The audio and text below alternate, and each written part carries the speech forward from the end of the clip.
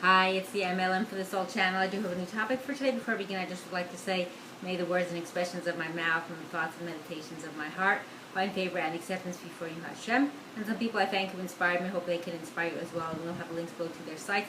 They are Rabbi Yossi Mizrahi, Rabbi Eli Mansour, Rabbi Lon Anavar, Rabbi Yuval Ovadia, Rabbi Daniel Asur, Rabbi David Ashir, and Rabbi Ron Ruvain. So if you've never checked out the channel before, I will have a link below to my first video, which explains what M.L.M for the soul means, what it stands for, what I'm doing. So again, weekly Parasha Insights from Rabbi Eli Mansour. This is on Parashat Akev, and I call this two models, Torah, Livelihood. So Parashat Akev features the section known as V'haya im Shamoa, the second paragraph of the Shema text, which we recite each morning and evening. The first paragraph, Shema Yisrael, the Ahavta, appears in last week's Parashat V'chana.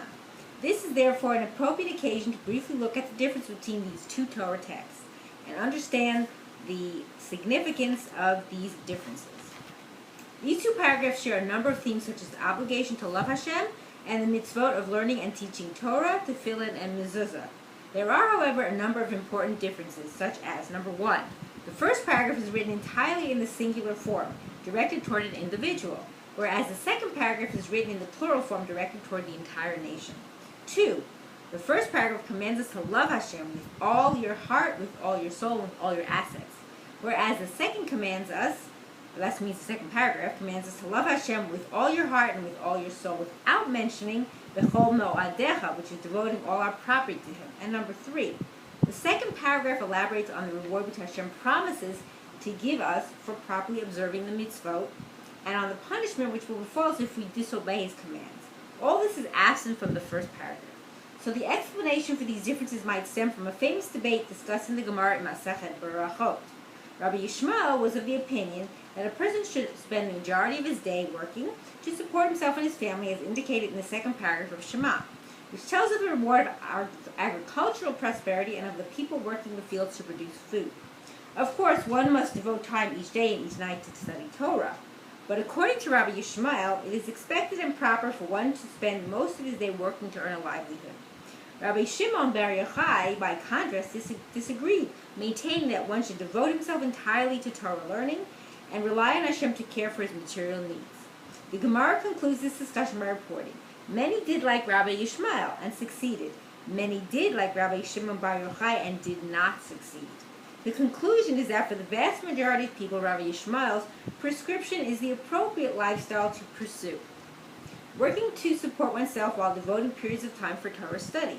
However, the small minority of elite scholars should follow Rabbi Shimon's prescription and spend all their time engrossed in Torah learning.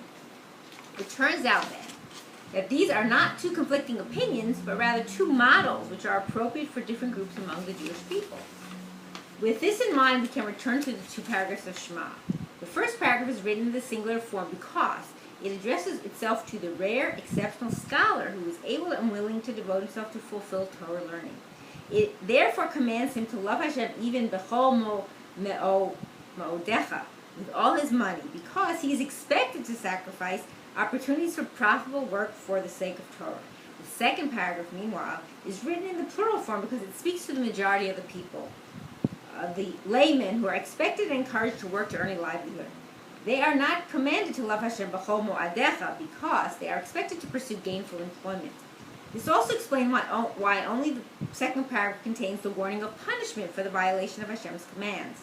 The scholarly elite who spend their days in the study hall poring over Torah works to understand the divine wisdom they contain do not in all likelihood require such a warning. They are fully submerged in sanctity, protected from the distractions, lures, and temptations of the world. It is only those who are addressed in the second paragraph, the laymen, who need this warning. Engaging in the world, spending one's time in the office trying to earn a livelihood, presents many spiritual challenges and pitfalls.